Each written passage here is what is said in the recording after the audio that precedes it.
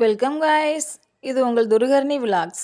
நம்ம இப்போ சேனலில் என்ன பார்க்க போகிறோன்னா, ஈஸியான மெத்தடில் நண்டு குழம்பு வைப்பது எப்படின்னு பார்க்க போகிறோம். பார்க்கலாம் வாங்க. ஒரு கடாய் எடுத்திருக்கேன். அதில் 3 டீஸ்பூன் ஆயில் சேர்த்துருக்கேன். ஆயில் சூடான உடனே 1 டீஸ்பூன் கடுகு போட்டிருக்கேன். கடுகு நல்லா பொரிஞ்சிடட்டும். 1 டீஸ்பூன் பெருஞ்சீரகம் போட்டிருக்கேன்.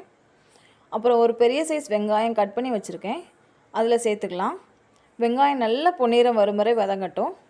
வதங்கினதுக்கப்புறம் 1 டீஸ்பூன் இஞ்சி பூண்டு பேஸ்ட் சேர்த்துக்கலாம். இஞ்சி பூண்டு பேஸ்ட்டு நல்லா மிக்ஸ் பண்ணி விட்டுட்டு ஒரு தக்காளி பழம் ஆட் பண்ணிக்கலாம். அது நல்லா வதங்கட்டும். அதுக்குள்ளே குழம்புக்கு தேவையான தேங்காயை அரைச்சிட்டு வந்துடலாம். அதுக்கு ஒரு மிக்ஸி ஜார் எடுத்திருக்கேன்.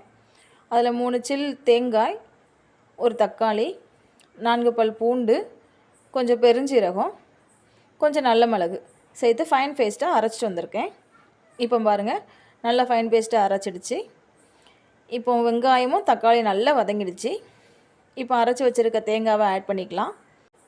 தேங்காவை நல்லா மிக்ஸ் பண்ணிவிட்டு 3 டீஸ்பூன் வத்தல் தூள், 1 டீஸ்பூன் கரம் மசாலா, 1 டீஸ்பூன் மிளகுத்தூள் ஆட் பண்ணிவிட்டு நல்லா மிக்ஸ் பண்ணி விடலாம்.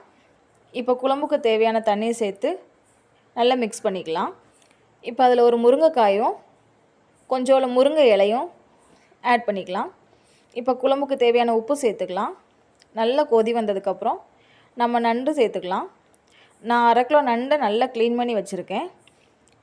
இப்போ அதை ஆட் பண்ணிக்கலாம். நண்டை ஆட் பண்ணிவிட்டு அந்த கடாயை ஒரு மூடி போட்டு மூடிக்கலாம். ஒரு 10 மினிட்ஸ் நல்லா நண்டு வேகட்டும். இப்போ பாருங்கள், 10 மினிட்ஸ் ஆகிடுச்சு.